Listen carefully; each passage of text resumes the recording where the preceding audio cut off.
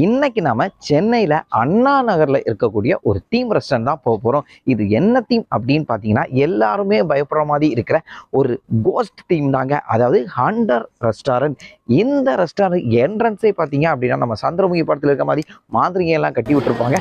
அதை திறந்துட்டு அப்படியே உள்ள போனீங்க அப்படின்னா, ஒரு பேக்ரவுண்ட்ல ஒரு மியூசிக் ஓடும்போதுங்க, பேய் படத்தில் இல்லாம வர மாதிரி ஓ அந்த மியூசிக்ல முன்னாடி ஃபர்ஸ்ட் சாப்பாடை பத்தி சொல்லிடலாம். சாப்பாடு பாத்தீங்க அப்படின்னா, நீங்க பஃபே வந்து ஒரு பேக் ஆர்டர் பண்ணிக்கலாம். இல்லை அதர்வைஸ் நீங்கள் இண்டிவிஜுவலாகவும் வாங்கி சாப்பிடலாம். பஃபே பார்த்தீங்க அப்படின்னா நாங்கள் சண்டே போன டைம் ஸோ ₹100 அதிகமாக இருந்துச்சு.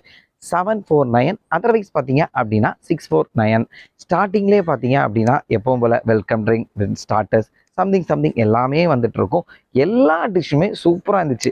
எனக்கு ஸ்பெஷலாக ஒரு டிஷ் செம்மையாக வந்து இம்ப்ரெஸ் ஆனது வந்து இறாலில் வந்து அதை ஃப்ரை பண்ணி அது மேலே வந்து நம்ம என்ன சொல்கிறது காரச்சேவல் மாதிரி ஒன்று போட்டு சூப்பராக இருந்துச்சுங்க. அதுதான் இந்த எம்ப்ரெஸ் பண்ணிட்டு நான் வீட்டில் வந்து கூட அதை சொல்லிட்டு இருந்தேன். அதை நம்ம ஒரு வாட்டி ட்ரை பண்ணி பார்க்கணும் அப்படின்னு. மற்றபடி இது மட்டும் இல்லாமல் எல்லா டிஷ்ஷுமே செம்மையாக இருந்துச்சு. இதை தாண்டி தீம் பார்த்தீங்க அப்படின்னா நீங்கள் என்றானோடனே அந்த மியூசிக், சின்ன பசங்க எல்லாம் அப்படியே அலறடிச்சு அப்படியே ஓடிட்டே இருந்தாங்க, ஐயோ அம்மான்னு கத்திட்டு. என் பொண்ணை பார்த்தீங்க அப்படின்னா அழுது ஒரு பெரும் பாடுபடுத்திட்டா எங்களையே. அப்படின்னா நீங்கள் வந்து டேபிள் புக் பண்ணிட்டு போகிறது பெஸ்ட்.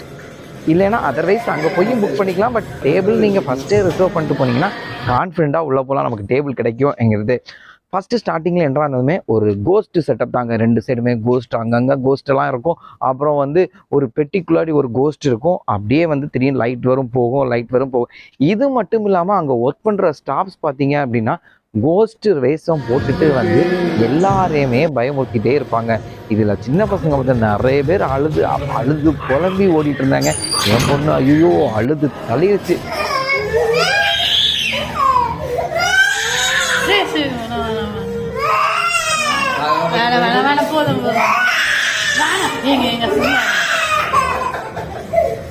ஏன்னா நமக்கே பார்க்க பயங்கரமாக இருக்கும்.